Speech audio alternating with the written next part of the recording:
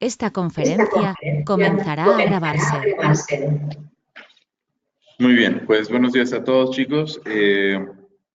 La última sesión, espero que hayan tenido oportunidad de revisar el video y quisiera comenzar preguntando si quedó claro, si hay alguna pregunta, si hay dudas.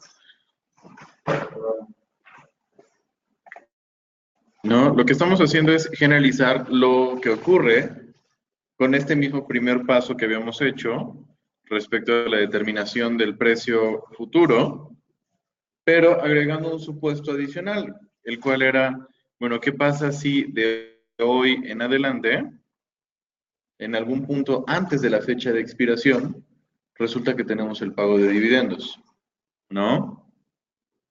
Y entonces al agregar esa idea decíamos que era probable que en una empresa en particular se decidiera pagar dividendos y cuando eso ocurre, se toman de alguna parte del capital para entregárselos a los accionistas y la manera realmente se les van a entregar es a través de una parte de activos que también dejo salir de la empresa. ¿Sí? Entonces, por un lado, te voy a entregar dinero. Ese dinero lo saqué de las cuentas de banco que tiene la empresa.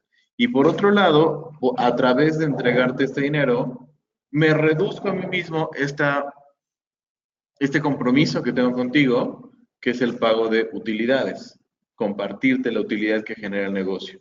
¿Sí? Entonces, cuando ocurre esto, por lo general las empresas se hacen más pequeñas. Pero eso no quiere decir necesariamente que a la empresa le empiece a ir mal o que eso esté mal para la empresa. ¿Sale? Entonces, en finanzas corporativas tú debiste de haber visto como con más detalle este tema de cómo funciona el tema de dividendos, pero grosso modo recordamos esta idea de que en la medida en la que un dividendo es pagado, se supone que el precio de la acción debe de caer en esa cantidad. Por lo menos, esto es cierto, bajo hipótesis de mercado eficiente. ¿Sí? Es decir, el hipótesis fuerte de mercado eficiente, que significa el precio de un activo asimila toda la información y todo lo que le pasa al activo. Entonces, si ocurre un pago de dividendos, en automático tiene que quedarse el precio ahí sí o sí. ¿Sale? Entonces decíamos que básicamente lo que tendrías que esperar es esto, o un comportamiento de este estilo. Ajá. Y que si en este punto donde taché la cruz hay un pago de dividendos, pues el precio va a decaer a donde está la línea roja y continuará su rumbo. Pero el rumbo en el que continúa es equivalente al rumbo que hubiera seguido de no haberse pagado el dividendo. ¿Sale? Sí, o sea, lo que realmente le pasó fue seguir por el camino rojo. ¿Sí? Pero si no hubiera pagado el dividendo, hubiera seguido por el camino azul. ¿Sale? Muy bien. Entonces veíamos que el hecho de incluir dividendos en la acción permite que cuando yo hago la operación en directo y que compro en directo el activo, el préstamo que solicito al inicio para comprarlo, lo puedo ir liquidando con antelación. Y entonces no me tengo que esperar a que llegue la fecha de expiración para liquidarlo, sino que como tengo estos flujos adicionales, puedo ir reduciendo la deuda conforme pasa el tiempo. Y entonces al final acuérdate que decíamos que esta cantidad de ese 0 por 1 más ILT era el valor final de la deuda, el valor futuro que ibas a tener de la deuda que pediste para comprar la acción. Aquí el tema es que le estoy restando el pago de dividendos. ¿Por qué? Porque ir recibiendo ese dividendo en automático me permite también ir reduciendo la deuda y no permitir que se acumule la misma cantidad de intereses que antes. ¿Me sigues? Luego entonces, esta forma de determinar el valor futuro de los dividendos es lo que se volvía interesante.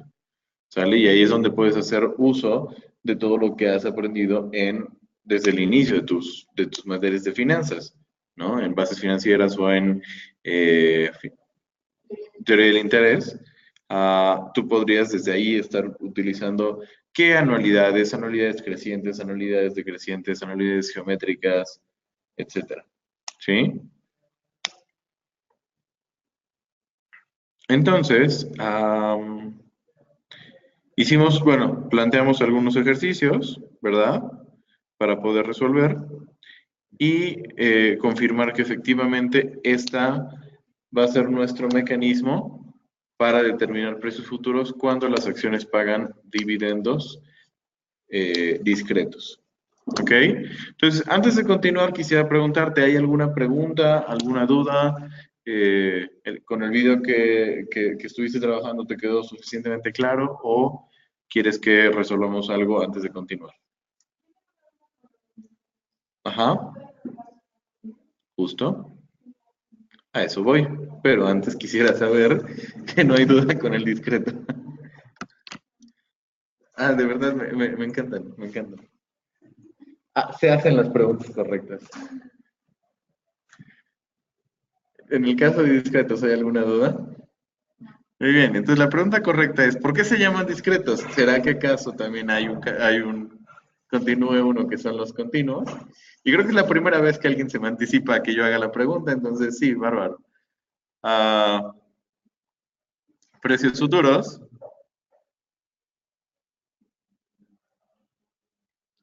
acciones con dividendos continuos. Primera observación que quiero hacerte. Ah, en la vida real, ninguna, no, ni una sola de las acciones que existen paga dividendos continuos. Es imposible. De la misma forma que en la vida real no existe el interés continuo. ¿Sí? Entonces, sí es como una idea teórica, pero la idea de manejar los continuos es para hacer modelación matemática de cosas más complicadas. ¿Sí? En la vida práctica no existe, pero eso no quiere decir que no puedas pensarlo como equivalente a algo que en la vida práctica se haga. ¿Sí? Por ejemplo, cuando tú trabajaste anualidades, en algún punto habías, por ejemplo, hablado de una anualidad que fuera como de este estilo, ¿no? Dos, tres, por ejemplo, cuatro, y que aquí tienes pagos de un peso, un peso, un peso, un peso, ¿cierto? Y entonces, si tú quieres traerlas a valor presente, pues esto va a ser una A de 4, ¿sí? Ahora, en algún punto hiciste un problema en donde tenías una adaptación de esto. Ajá. Tú lo que ibas a estar pensando es, ¿de cuánto tendría que ser la velocidad de pago aquí? La velocidad de pago uniforme a lo largo de los 4 años para que el valor presente de esa velocidad de pago sea equivalente al valor presente de la anualidad. ¿Te acuerdas de este problema? ¿Cómo traía ese valor presente estos pagos que estaban ocurriendo de manera instantánea?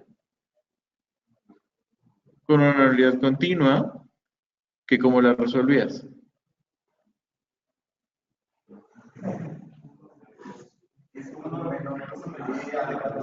A ver, pongámoslo en el caso general. Entonces, voy a hacer la integral de 0 a 4 del pago instantáneo que va ocurriendo en cada momento. ¿De cuánto es el monto del pago instantáneo?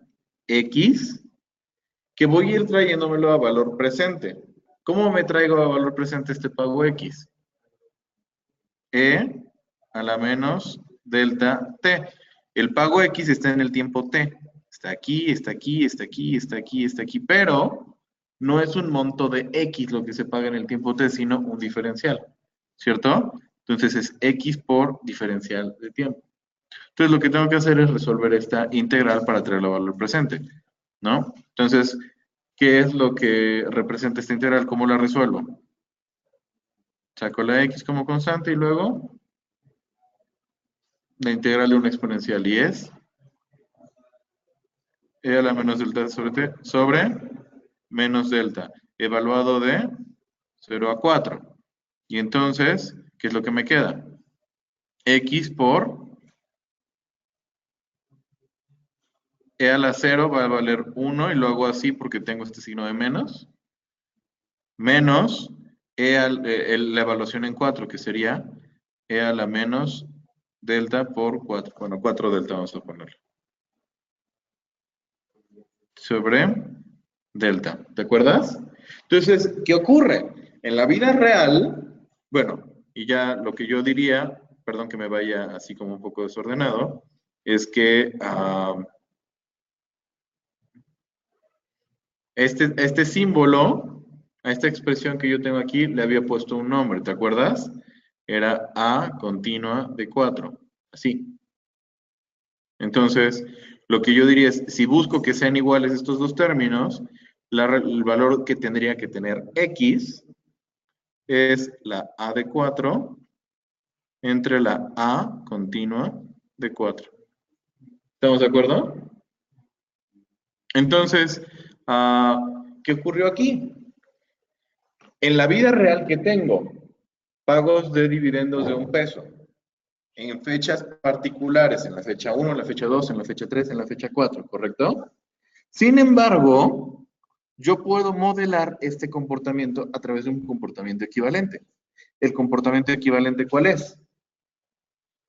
Realizar pagos a una velocidad de pago de X y manejarlo como un modelo continuo. ¿Sí? Entonces, en la vida real, este modelo continuo no se va a dar tal cual te lo estoy planteando. Sin embargo, existe un modelo equivalente, discreto, que sí se da en la vida real. ¿Estamos de acuerdo con eso?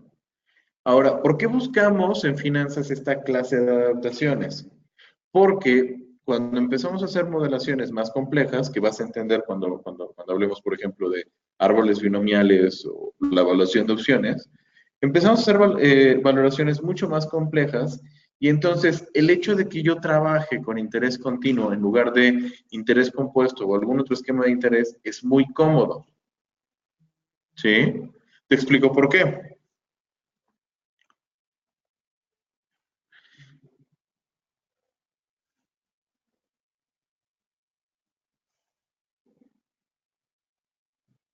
Imagínate, por ejemplo, que yo tengo aquí esta cantidad de periodos, ¿sale? Entonces, aquí tengo 50 pesos que se vuelven 100 y 100 pesos que se vuelven 50. ¿Sale? Entonces, ¿cuál es la rentabilidad que hubo entre 0 y 1? La tasa de interés es de ¿cuánto? Del 100%. ¿Sí? Porque dupliqué. Ahora, de aquí, de la fecha 1 a la fecha 2, ¿cuál es la tasa de interés? Menos 50, se redujo a la mitad. Perdimos el 50% del valor.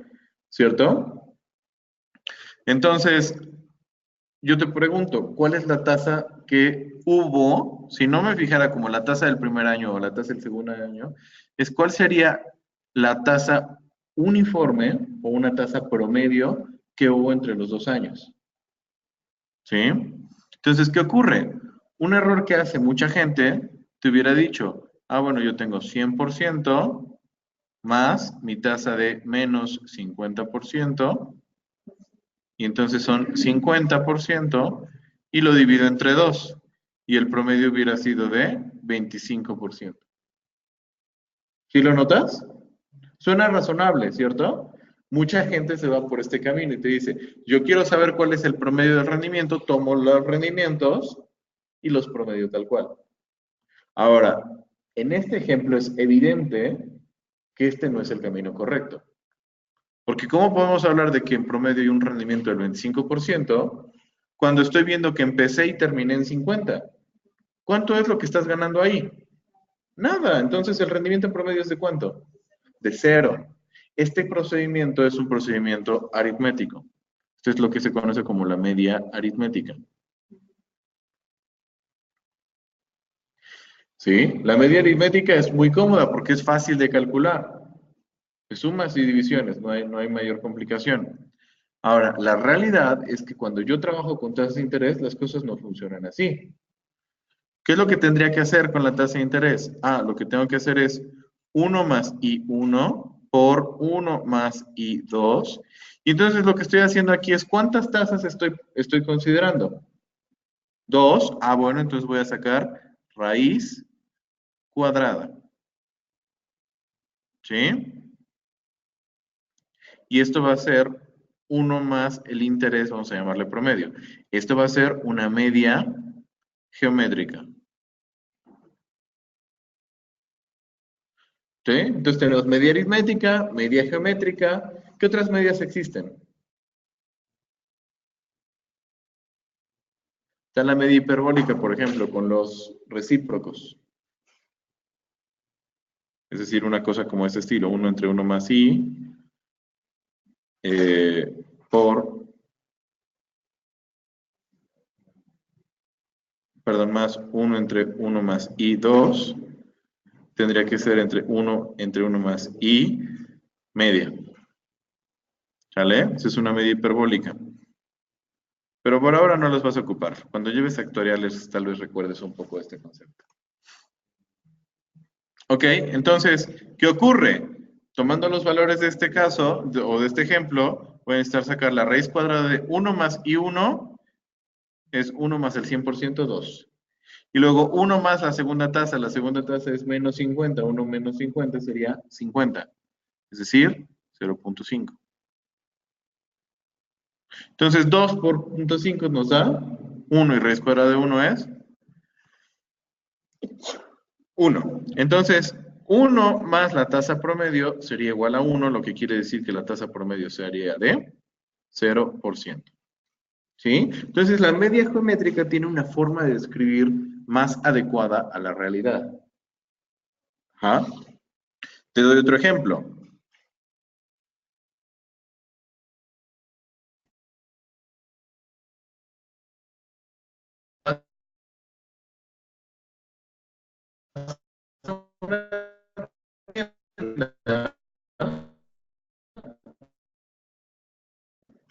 Y te ofrecen un descuento. De esta manera, para que tú inconscientemente estés pensando, ah, me van a dar el 50%. Pero la realidad es que no es el 50%. ¿Cómo opera esta mecánica? ¿Cómo funcionan los descuentos cuando su efecto se acumula entre sí? Primero, de 100 pesos que voy a pagar, me quitan el 30%, ¿cierto?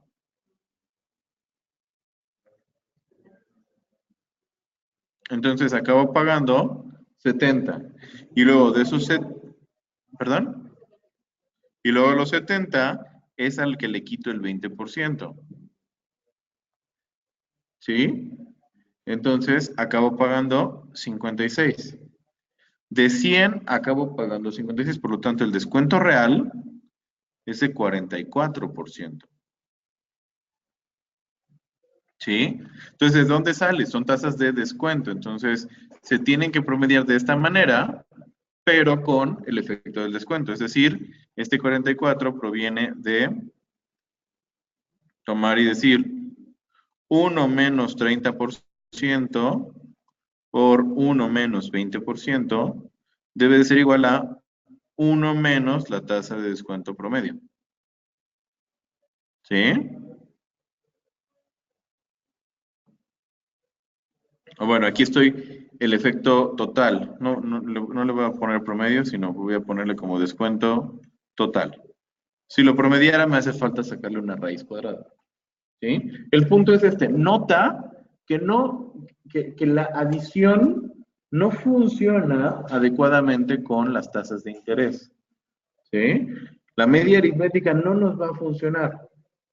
Pero ¿cuál es el problema? Que cuando yo quiero hacer modelaciones más complejas, resulta que a mí me interesa ver, si en algún punto me empiezo a acelerar con las diapositivas, me avisan, ¿eh? A mí me interesa ver, por ejemplo, el rendimiento del periodo 1, el rendimiento del periodo 2, el rendimiento del periodo 3. Y así me voy, el rendimiento del periodo K. ¿Sí? Entonces, si yo quiero saber el rendimiento promedio, ¿qué es lo que ocurre? yo no puedo pensar que el rendimiento promedio va a ser igual a la sumatoria desde i igual a 1 hasta n de los rendimientos en i, dividido entre n. ¿Sí estamos de acuerdo? Esto no me va a servir porque esta es una media aritmética. Y lo que acabamos de ver es que los porcentajes no se llevan bien con la media aritmética. ¿Cuál sería el camino para que yo correctamente calculara el rendimiento promedio? Lo que hice fue tomar los factores de acumulación, ¿cierto? Entonces sería no una sumatoria, o más bien, no del rendimiento tal cual, sino del factor de acumulación. ¿Sí? Y ahora, en lugar de hacer una sumatoria, ¿qué es lo que tengo que hacer con estos rendimientos? Una multiplicación, lo que se conoce como una productoria. ¿Sí? La misma idea, pero en lugar de sumar es multiplicar. Voy a multiplicar desde igual a 1 hasta n toda esta expresión. Ahora, antes de que el maestro Todorov me vea, voy a acomodar esto. Ahora sí. ¿Ok? Si no me iba a poner a hacer planas de esta ecuación. Entonces, lo que tengo que hacer es la productoria y después esta parte del dividir sobre n, ¿cómo lo tengo reflejado en este otro? Raíz enésima, porque estoy multiplicando n términos. Y ya al final nada más resto 1. ¿Cierto? ¿Estás de acuerdo? Ahora, el 1 más bien lo voy a poner del otro lado. Y te voy a explicar qué es lo que pasa con las fuerzas de interés. Entonces, lo que voy a hacer es lo siguiente. Con esta expresión, esta raíz cuadrada, esta raíz enésima que estoy obteniendo, voy a buscar una manera alternativa de escribirla. ¿Estamos de acuerdo que esta representa la media geométrica? Que es la que yo deseo realmente trabajar, ¿cierto? Entonces, ¿qué va a pasar aquí? Voy a sacar logaritmo natural de los dos lados. Entonces, del lado izquierdo va a ser logaritmo natural de 1 más la tasa de rendimiento promedio. Y del lado derecho voy a tener logaritmo natural. Permítanme expresar la raíz como un exponente. Entonces va a ser la productoria desde i igual a 1 hasta n de 1 más ri elevado a la 1 sobre n. Entonces, fíjate, por leyes de logaritmos, ¿qué es lo que va a pasar? Este exponente puede salir del logaritmo, ¿cierto? 1 sobre n. Y me queda logaritmo de la productoria. Entonces, otra ley, bueno, vamos a anotar logaritmo natural de la productoria desde i igual a 1 hasta n de 1 más ri. ¿Cierto? Ahora bien, si yo aplico logaritmo natural por b,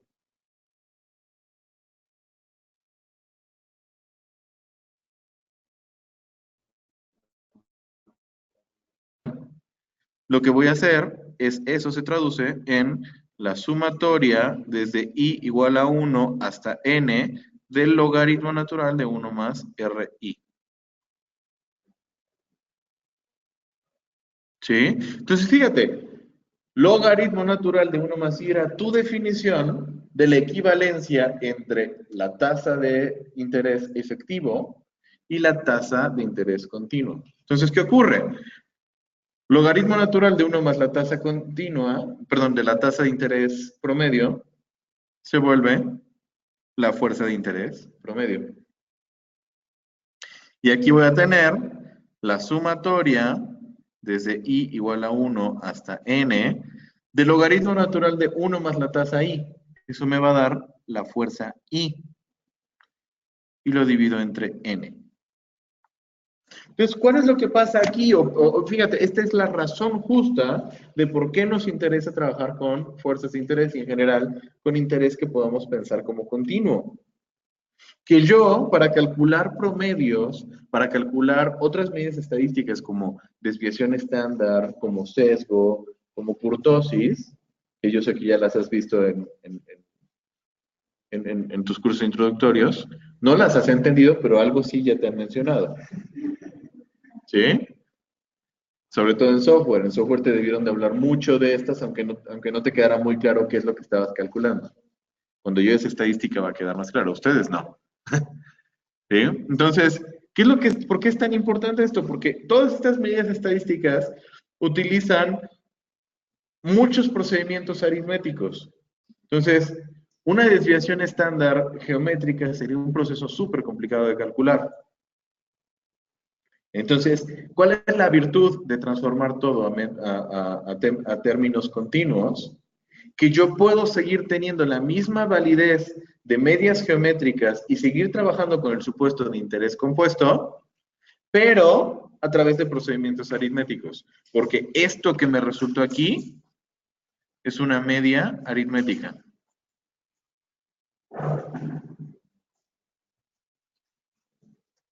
Esto de aquí es una media aritmética. ¿Te das cuenta? Y entonces con esta media aritmética en particular, sí funciona que si yo te digo, te doy una fuerza de descuento del 30 más una fuerza de descuento del 20, el resultado es una fuerza de descuento del 50. Ahí sí, con las fuerzas de interés sí funciona de esa manera. Entonces hace mucho más sencilla la operatividad, hace más sencilla la manera de hacer cálculos. ¿Ok?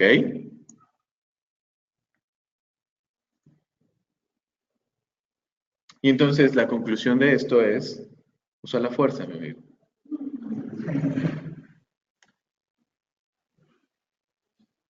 Porque la fuerza un aliado poderoso es.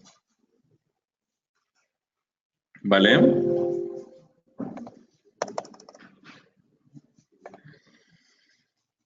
Volviendo al punto, lo que vamos a hacer es determinar el precio futuro para una acción que paga dividendos continuos. Entonces, siguiendo la lógica de lo que habíamos trabajado en el capítulo anterior, ¿sí? Siguiendo la lógica de lo que habíamos trabajado, perdón, no en el capítulo anterior, sino en la clase anterior, ¿qué es lo que va a ocurrir con los dividendos que voy a ir cobrando? ¿Sí? Pero ¿qué voy a hacer con ellos antes de llevarlos a valor futuro? O sea, mecánicamente o operativamente, ¿qué es lo que estaba haciendo cuando recibí un dividendo?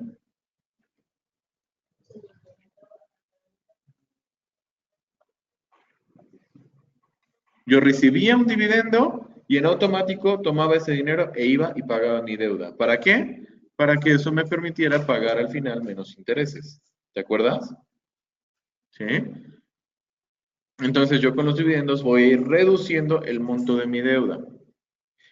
Aquí en esto que acabamos de descubrir o que acabamos de precisar, yo estoy hablando de que voy a estar recibiendo de manera continua dividendos. Por lo tanto, también de manera continua voy a estar pagándolos. Voy a estar pagando ese préstamo que hice. Entonces, fíjate, el préstamo conforme pasa el tiempo, instante a instante, me va cobrando intereses. Eso es cierto. Pero también, conforme pasa el tiempo, yo voy a estar pagando los dividendos que cobré a mi deuda para que acumule menos intereses. ¿Correcto? Entonces, al hablar de...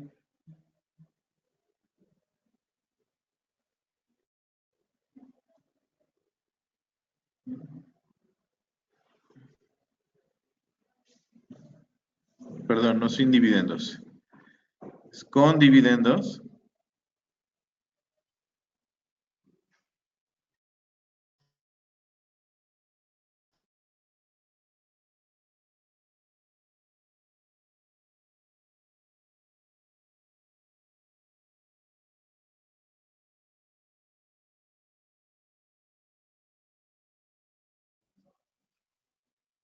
continuo. De la fórmula por lo menos, más bien.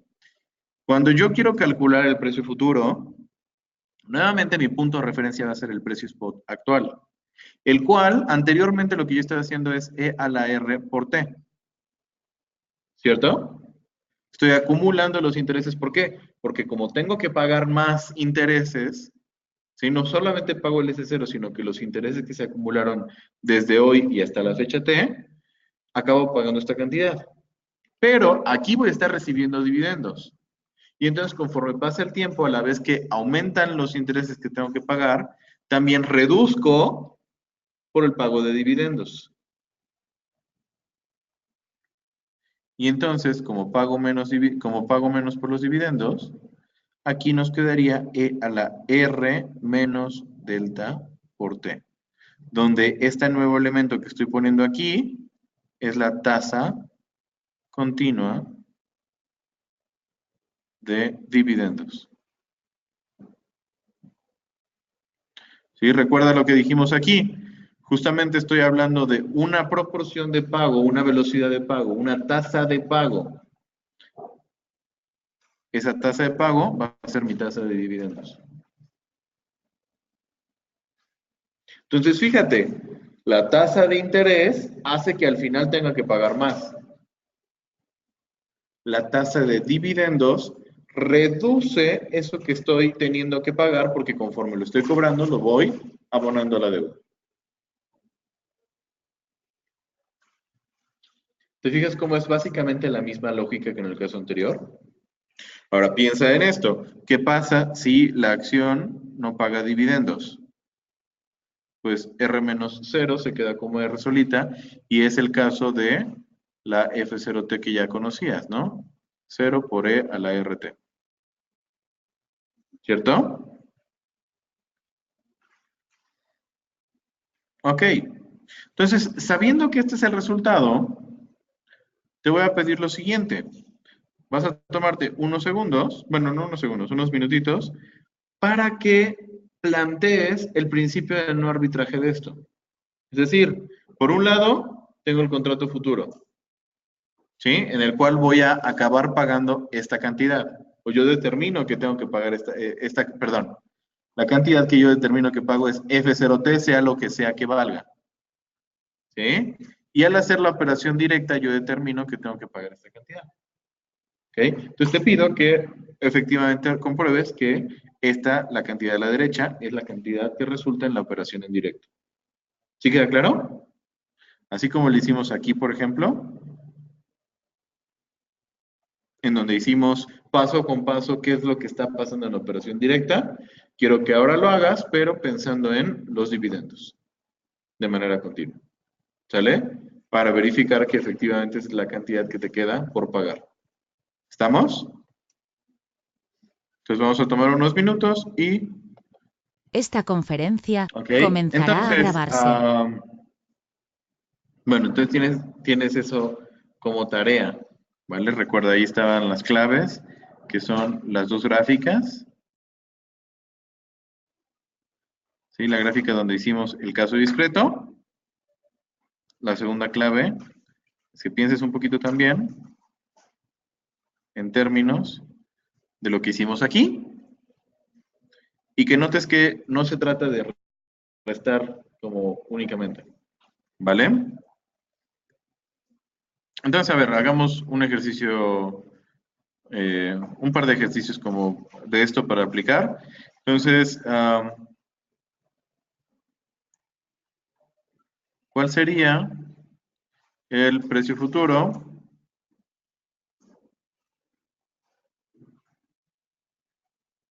de una acción que paga una tasa de dividendos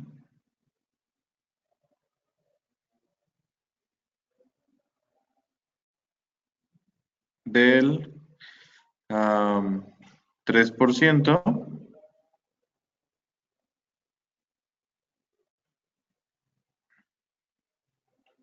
para expirar en 18 meses si la tasa libre de riesgo es de 8%. ¿Sale? Entonces, esto es simple y sencillamente un formulazo. F0t va a ser igual a S0 por E a la R menos delta por T. Una cosa más. Si yo lo expresara en términos, sí de interés acreditable continuamente, pero manejado con interés compuesto en lugar de interés simple, sería de la forma 1 más I a la T entre 1 más delta, perdón, bueno, vamos a ponerle D a la T. Ajá. Perdón, déjenme corrijo un poquito de la nomenclatura.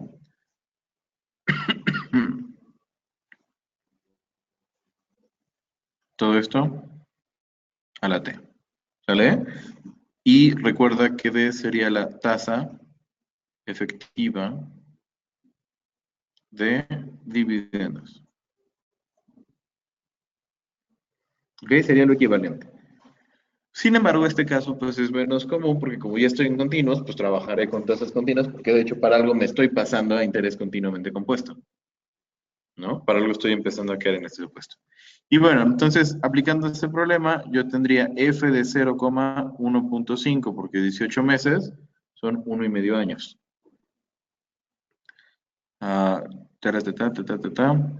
Ese 0 es igual a 123. Eso me faltó.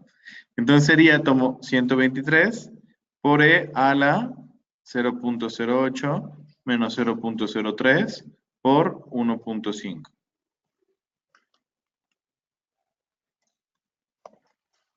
Entonces, 0.08 menos 0.03, 5, multiplicado por 1.5 me da 0.075, y luego eso lo elevo e a la 0.75 y lo multiplico por 123. El precio futuro debería de ser 198.87.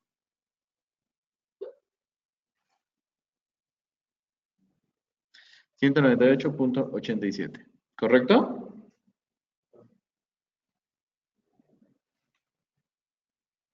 Ahora, quisiera preguntarte, ¿qué pasaría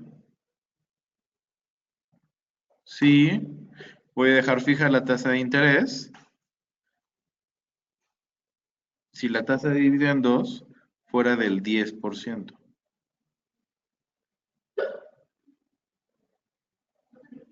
Entonces, en este caso, voy a calcular el precio futuro y será 123 por E a la 0.08 menos 0.10 por 1.5. ¿Estamos de acuerdo? Entonces, 0.08 menos 0.1 por 1.5, E elevado a eso, y lo multiplico por 123. Ahí hubo algo raro, 0.08 menos 0.1 por 1.5. E a la esto, ¿por qué está haciendo este resultado?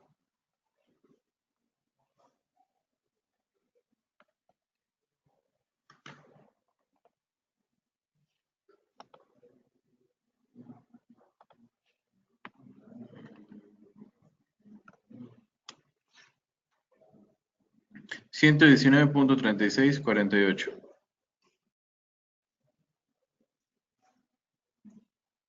¿Cierto? Entonces, ¿qué notas del primer caso y qué notas del segundo caso?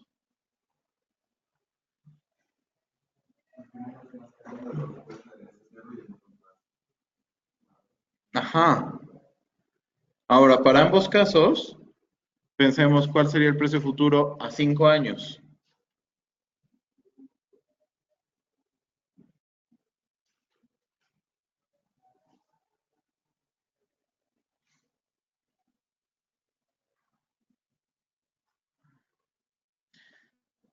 F0,5 sería 123 por E a la 0.08 menos 0.03 elevado a la 5 en este caso, ¿no?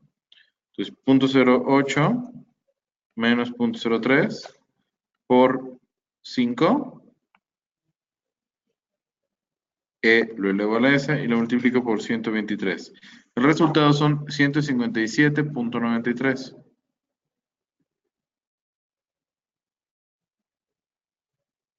Siento que algo hice mal con la operación anterior.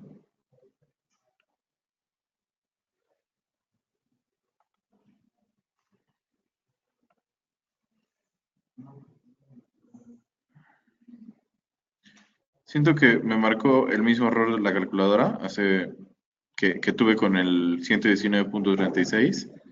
Entonces, lo acabo de verificar y hubieran sido 127.38.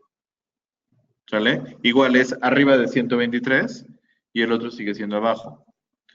Nota que ahora que fue a 5 años estoy ahora más arriba. Y en el caso 2 sería 123 por E a la 0.08 menos 0.10 por 5. Entonces, ¿qué va a pasar? 0.08 menos 0.1 por 5, E a la esto, por 123. Entonces se vuelve 111.295.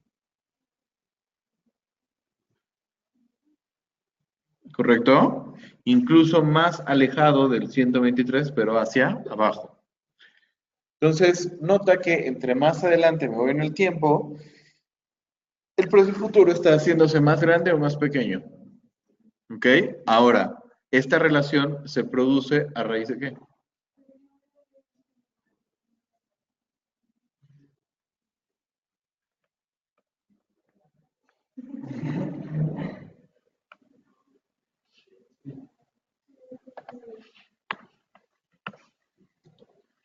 No sé qué estoy haciendo. Voy a revisar mis grabaciones para ver qué errores de calculadora estoy haciendo.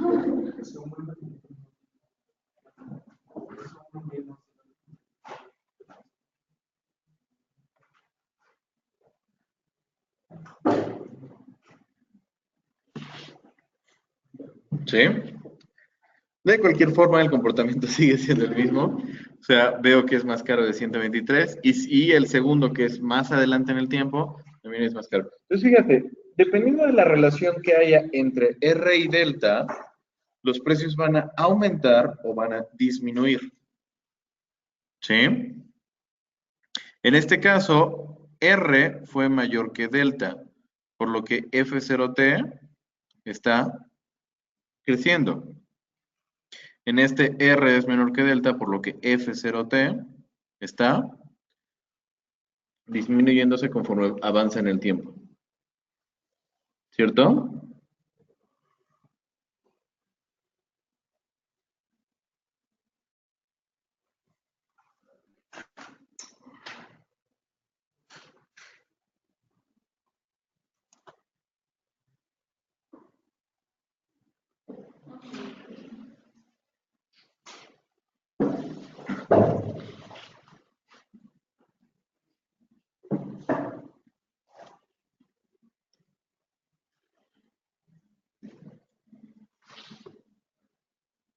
Va quedando muy claro aquí, ¿no? La verdad es que es fácil porque es solamente un formulazo. Agregando 1 miligramo de grado de dificultad, porque tampoco es que se vuelva difícil. Si el precio actual, vamos a hacer otro ejercicio. Si el precio futuro, no sé qué estoy haciendo, perdón. A ver, si el precio actual de un activo es igual a 137.22 y los futuros a 32 meses, eso no existe, pero bueno, 32 meses, tienen un precio de 150,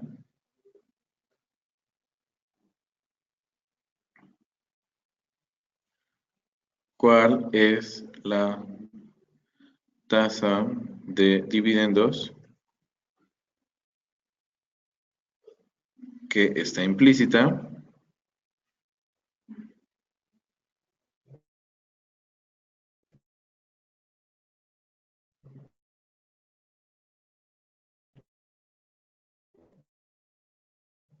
Si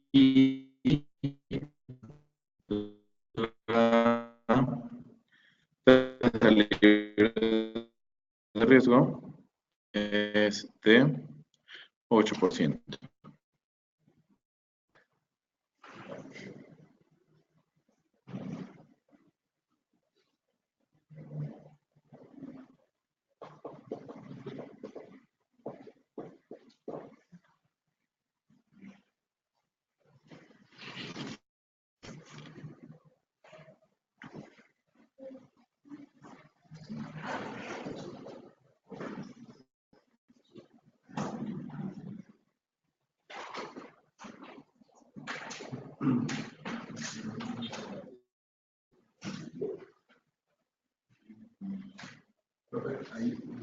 ¿Cuál es la tasa libre de riesgo continua, no? Continuamente compuesta. Sí. Si en ese problema la tasa es continuamente compuesta.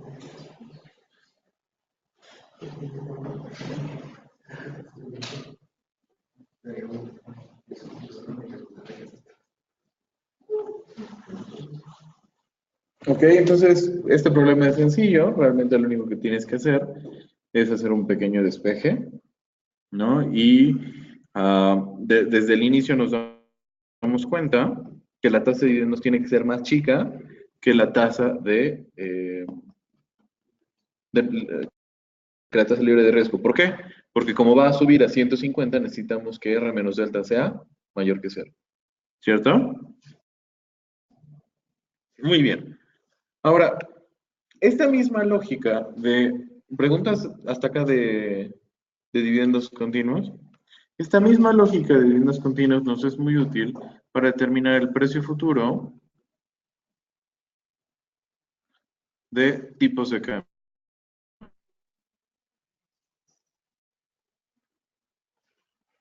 ¿Sale? Entonces, cuando yo quiero calcular el precio futuro de un tipo de cambio, básicamente la fórmula en la que yo lo voy a estar trabajando es la siguiente. La fórmula que acabo de sacar ahora fue S0 por E a la R menos delta por T.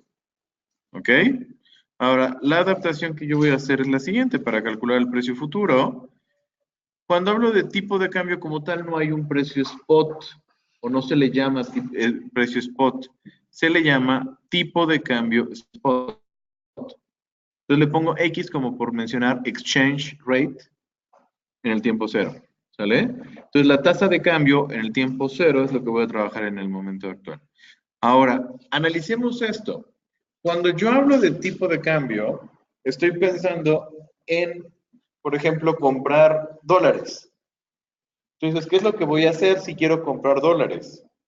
Si yo voy a comprar dólares, voy a pedir prestada una cierta cantidad de pesos, voy y compro los dólares e invierto, ¿cierto? ¿Te acuerdas? Era lo que hacíamos.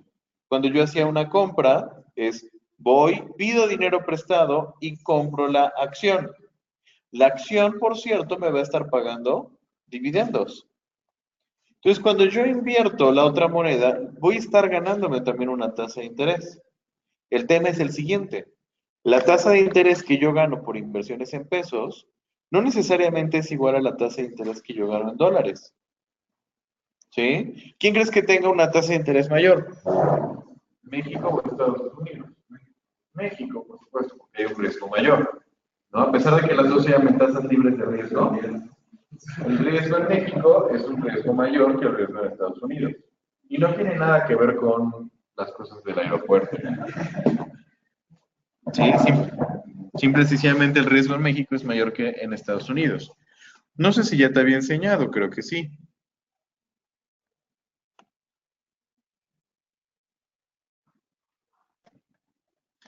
Esta página, por ejemplo, que se llama CB Rates, la cual presenta un resumen de las tasas de interés de los bancos centrales pues, más importantes del mundo. No son todos, pero sí son los más importantes. Entonces, por ejemplo, tú aquí puedes ver cuál es la tasa de interés de cada uno de los países del G20 y entonces tener una idea o una estimación de más o menos por dónde está el riesgo de cada país. Entonces, por ejemplo, China tiene una tasa libre de riesgo de 4.35. Dentro del país es considerada libre de riesgo. Ajá, India de 6.50. La Unión Europea tiene una tasa de 0. No porque no haya riesgo, sino porque no están motivando a que la gente invierta. ¿Sí? En México tenemos una tasa de 7.75. Esto sí está orientado a que, ¿cómo se llama? Pues las inversiones en México tienen que tener una mayor compensación. ¿Cómo? Ok, este numerito significa qué fue lo que pasó desde la última vez que había una tasa diferente. ¿Sí? Por ejemplo, 7.75 es la tasa actual y El último movimiento que experimentó fue un aumento de 25 puntos, aumento, desde la vez anterior. Y este aumento lo realizaron el 21 de junio del 2018. Es decir, si yo me hubiera metido a la página el 20 de junio del 2018, habría visto una tasa de 7.5%. ¿Sí? Por ejemplo, aquí en Arabia Saudita, su tasa es de 2.75. El último movimiento que tuvo fue un aumento de 25 puntos, de puntos base. 100 puntos base hacen un 1%. ¿Sale? Entonces tuvo un aumento de 25 puntos base y ese aumento lo tuvo el 26 de septiembre. O sea, hace mes y días. ¿Correcto? Ok. Las tasas de interés negativas como Suecia y Suiza se debe a varios factores. Por ejemplo, en el caso de Japón, tiene que ver como con el combate a la deflación. Japón es un país que típicamente ha tenido un proceso deflacionario durante los últimos años. Es decir, que los precios de los activos bajen conforme pase el tiempo, ¿no? Quizás suena una idea extraña para nosotros, que estamos súper acostumbrados a más bien lo contrario, pero en Japón los precios se esperan que bajen, ¿sí? Que las cosas son muy caras y entonces las personas esperan a que el precio baje para poder comprarlos. El tema es que la deflación es muy peligrosa para los países. De hecho, es más peligrosa la deflación que la inflación. Cuando ocurre deflación, pasa lo siguiente. Las cosas van a costar menos en el futuro, ¿cierto? Entonces tú no compras ahorita, te esperas a que las cosas valgan menos. Y como no compras ahorita, consumes menos y a las empresas les ingresa menos dinero. Como a las empresas les ingresa menos dinero, tienen de dos, o despiden gente o le pagan menos a los trabajadores. Supongamos que le pagan menos, que es difícil porque la gente típicamente no acepta recibir menos dinero. Entonces supongamos que le pagan menos. Entonces, para comprar las cosas que quiere comprar, tiene que esperar a que el precio baje, si no, no le alcanza para comprarlas. Entonces, cuando el precio baja, las compra. Pero hasta que baje, consumen menos y le ingresan menos a las empresas. Y las empresas le pueden pagar menos a sus trabajadores. Y entonces, como ganan menos, pueden gastar menos. Y tienen que esperar a que el precio baje. Y si el precio no baja, entonces no pueden comprar. ¿Sí ves a lo que voy? Es un ciclo vicioso, ¿sí? Es una bola de nieve que poco a poco congela justamente la economía, porque tú no puedes recibir ingresos como empresa porque la gente no compra, y tú no puedes comprar porque las cosas están muy caras y te tienes que esperar a que el precio baje. Entonces nadie puede hacer nada. Inflación como sea, tú te esperas que los precios suban. Entonces compras una vez antes de que el precio suba. Entonces, como compras una vez, le entra dinero a las empresas y las empresas te pueden pagar a ti y a los trabajadores. Y como los trabajadores tienen dinero, pueden pagar por las cosas, aunque el precio sea un poco mayor.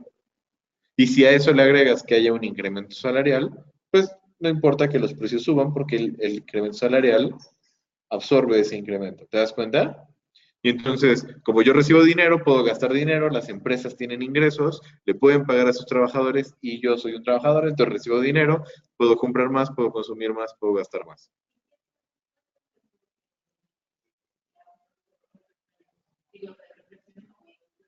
Deflación o inflación.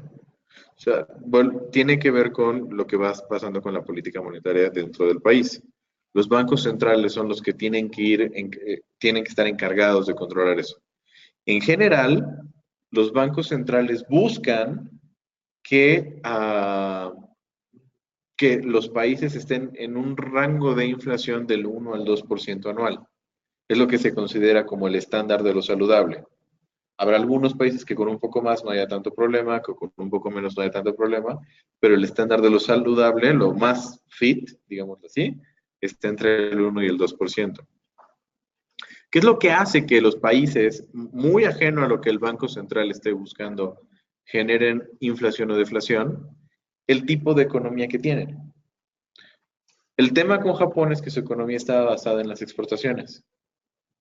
Entonces, la deflación hace que es conveniente para las deflaciones. ¿Por qué? Porque como la moneda vale menos, entonces yo estoy cobrando en dólares, por ejemplo. ¿Sale? Entonces, si aquí en México tuviéramos deflación, yo exporto coches a Estados Unidos y los vendo en $5,000. ¿Ok? Entonces vendo un coche en $5,000 y lo cobro en $5,000 siempre. Si el tipo de cambio es bajo, esos $5,000 los convierto en pocos pesos. Si el tipo de cambio es alto, esos $5,000 los convierto en muchos pesos. Entonces las exportaciones típicamente empujan a las economías hacia la deflación. Cuando una economía está basada en la exportación, típicamente está favorecida porque la moneda pierda poder adquisitivo. Entonces la economía japonesa está muy basada en exportaciones. Por eso es que el Banco Central habitualmente tiene que enfrentarse a combatir la deflación. ¿Y cómo lo hace? Con tasas de depósito negativas. Entonces, tú pones tu dinero en el banco, sale, en lugar de pagarte por tener tu dinero ahí parado, nosotros te cobramos. En el caso de Suiza, por ejemplo, tiene que ver más como, Suiza y Suecia tiene más que ver como el papel que juegan bancariamente en el mundo, ¿no? Y que la gente de todo el mundo busca depositar sus recursos en bancos suizos. ¿Por qué? Porque ofrecen mucho mejores medidas de seguridad, ofrecen beneficios fiscales en el sentido de que no te van a andar quitando impuestos, etcétera. ¿Sale? Entonces, como reconocen esto en los bancos suizos, o más bien como se reconoce esto en Suiza, y para evitar que todos los capitales estén ahí metidos, en lugar de que se te pague por tener el dinero ahí depositado, se te cobra una tasa de depósito negativa. ¿Sale? En lugar de que te paguen, te cobran. Qué curioso, ¿no? Pero bueno, así es nuestro bello mundo. ¿Sale? La tasa de Estados Unidos, por ejemplo, está en un rango entre 2 y 2.25, siendo su último cambio el 26 de septiembre. Probablemente México presente un cambio nuevamente en su tasa de interés, pudiéndola dejar hasta en un 8% a finales de este mes. No es, obviamente no es seguro, no tengo información privilegiada ni nada por el estilo, pero posiblemente lo puedan hacer y si quieren contrarrestar como la subida que se experimentó en estos días, muy probablemente tenga que hacerse ya. Pero bueno, habrá que ver qué es lo que dicta la política monetaria. ¿Vale? Y bueno, regresando de este lado, entonces, cada banco tiene una tasa diferente. Y cuando yo hablo de un tipo de cambio en particular, hay una tasa que es la que pago porque es el dinero que estoy pidiendo prestado y hay una tasa que es la que cobro porque es la del dinero donde estoy, al que estoy accediendo. Te repito, si yo hablara del tipo de cambio peso-dólar, yo pido pesos prestados para comprar dólares, ¿cierto? De la misma manera que en algún momento pude haber estado pidiendo pesos prestados para comprar acciones, ¿cierto? Ahora, el haber comprado estas acciones sería equivalente a comprar los dólares. Y los dividendos que yo genero con las acciones son equivalentes a la tasa de interés que yo generaría con ese activo. Entonces, cuando yo pienso, podría expresar lo siguiente. También voy a tener una tasa libre de riesgo. Esta R correspondía a el dinero que pedí prestado, ¿cierto? Entonces, a esa voy a seguir manejando R, pero le voy a llamar la local. Una R que tiene que ver con, no con el país donde estoy geográficamente, sino con la moneda que estoy utilizando como la moneda de pago. Y la tasa de dividendos tenía que ver con el activo que compraba, ¿te acuerdas? Con la acción. Entonces, en este caso, el activo que compro son monedas de otro país que me pueden permitir generar el rendimiento de ese otro país.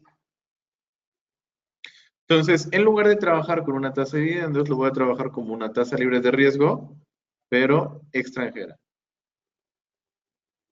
Y también multiplicado por el tiempo T. ¿Tiene sentido la expresión? ¿Te das cuenta cómo es exactamente igual que la anterior? Solamente estoy cambiando el concepto de que en lugar de cobrar una tasa de dividendos, estoy cobrando una tasa de interés. Una tasa de interés que es la que me pagan por el dinero que estoy recibiendo.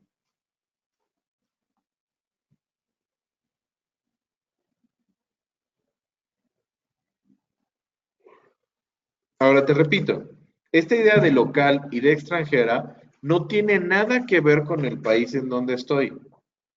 ¿Sí? Si yo hiciera este ejemplo con el tipo de cambio de peso mexicano, la tasa local, ¿cuál es? ¿La de peso o la de dólar? La del peso. Y la tasa extranjera es la del dólar. No porque seamos mexicanos, sino porque así está determinado el tipo de cambio. Yo te digo, ¿quieres un dólar? Te cuesta 20 pesos. ¿Sí? De la misma manera que quieres una acción de Coca-Cola, bueno, te cuesta 60 pesos. ¿Me explicó? Una de las dos monedas en este tipo de cambio tiene el papel de medio de pago y otro tiene el papel de activo. Bueno, no papel, el rol de activo. ¿Sale? Entonces, cuando yo hablo de comprar acciones, el dinero tiene el rol de medio de pago y la acción tiene el rol de activo. ¿Te das cuenta? Entonces, el tipo de cambio, estemos aquí o estemos en Estados Unidos, en ambos lados decimos que un dólar vale 20 pesos.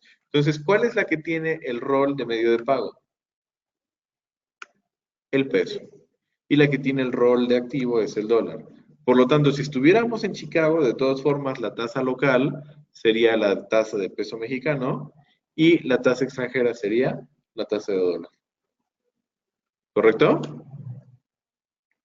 Entonces, cuando hablamos de algún tipo de cambio, podemos verlo desde dos perspectivas. La perspectiva 1 es como la de aplicación, la de la vida real. Tú típicamente los tipos de cambio los vas a ver cotizados a través de una serie de 6 caracteres. ¿Sí? Son caracteres A, B, C, X, Y, Z, por decir algo. ¿Sale? Los primeros 3 caracteres te van a decir la moneda base. Y los siguientes 3, la denominación. ¿Sí? La base es el activo y la denominación es el medio de pago. Y con esta nueva fórmula, la base es la extranjera y la denominación es la moneda local.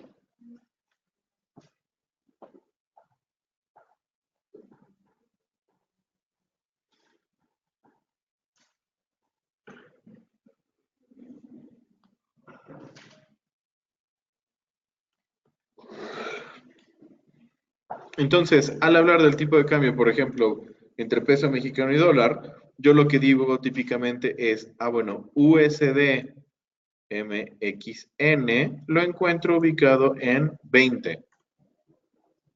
¿Sí? Lo que significa que comprar un dólar y pagarlo con pesos mexicanos cuesta 20 pesos mexicanos.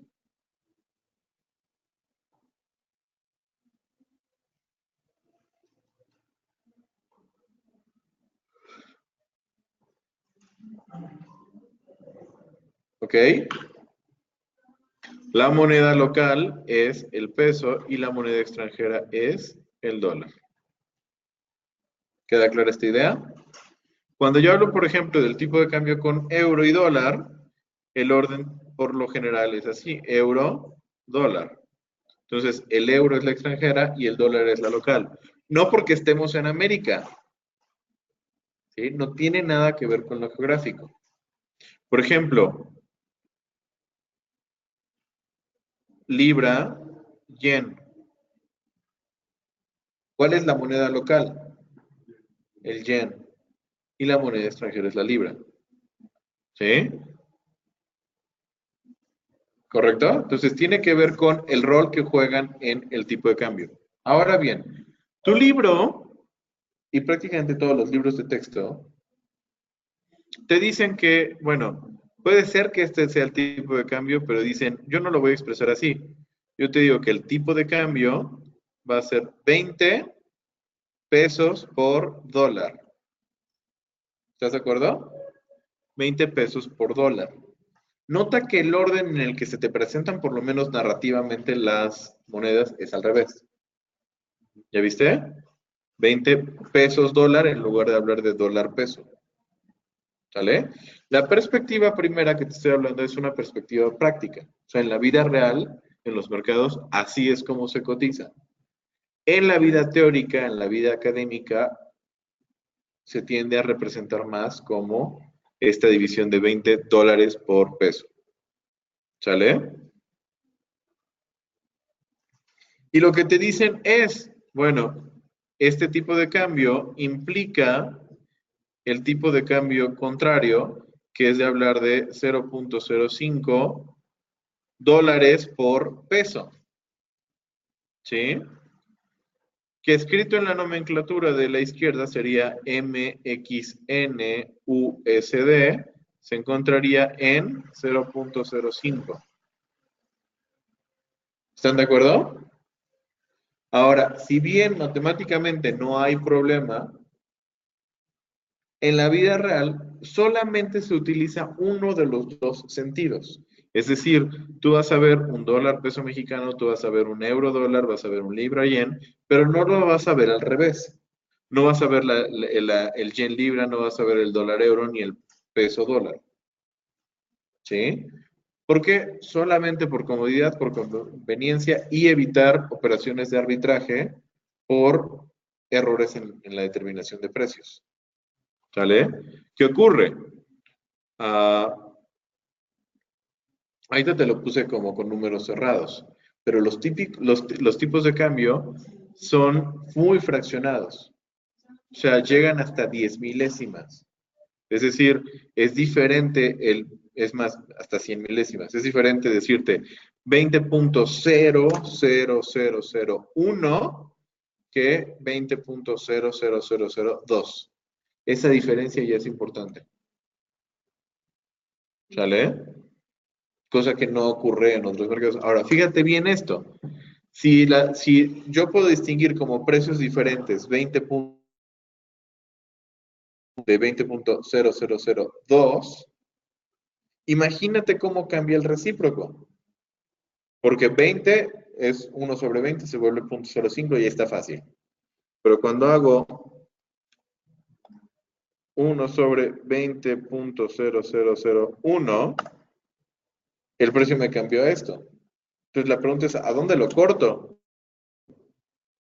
Y al cortarlo, ya pierdo la equivalencia perfecta. Y entonces puede llegar a algún punto en donde, si yo lo corto, por ejemplo, o si yo lo redondeo a 0.05, ¿qué ocurre? Es más caro que el otro tipo de cambio. ¿Te das cuenta? Entonces yo puedo hacer movimientos de venta en este y de compra en el otro, y lo que compro en uno se vende en el otro y se cancelan, y por las diferenciales de precio, yo genero ganancias libres de riesgo. Estaría haciendo arbitraje. ¿Te das cuenta? Entonces, para evitar que haya arbitraje, se maneja en la vida real un solo sentido. ¿Sale? Y hay sentidos como muy determinados. ¿Estamos? Entonces, esto te da una clave. Si alguien solamente te habla en términos como los de la derecha, quiere decir que jamás en la vida ha trabajado en un mercado financiero o ha hecho esto en la vida real, y que todo lo que sabe lo sabe por libros de texto. No te voltees a ver a tus profes de matemáticas. ¿Sí? Si te plantea la perspectiva de la izquierda, quiere decir que por lo menos sí ha tenido algún acercamiento a la vida real y a la vida práctica, y que no lo ve nada más por un libro de texto. Esto es para que te vuelvas crítico con tus maestros. ¿Vale? Todavía tenemos que seguir como resolviendo cosas de esto, haciendo ejercicios y explicando un poquito más de cosas que quisiera que viéramos de esto, pero pues el tiempo de la clase se nos está terminando. Entonces, antes de concluir por hoy, quisiera preguntarte, ¿hay alguna duda, alguna pregunta? ¿Todo va quedando claro? Creo que estos temas son muy fáciles porque son realmente muy de formulazo. Son muy cuadrados, muy el método, muy la formulita, muy el procedimiento y tal. ¿Vale? Entonces, a ver, déjenme ver que aquí hay alguien en el chat que puso algo. Ah, todo bien. Perfecto. Entonces, tienes una tarea, que es la de explicar por principio de arbitraje la fórmula. ¿Vale? Y con esto prácticamente estamos concluyendo el capítulo 5 de tu libro. ¿Ok? Capítulos 5, 6 y 7 son súper cortos, son súper breves, porque nada más son formulazos.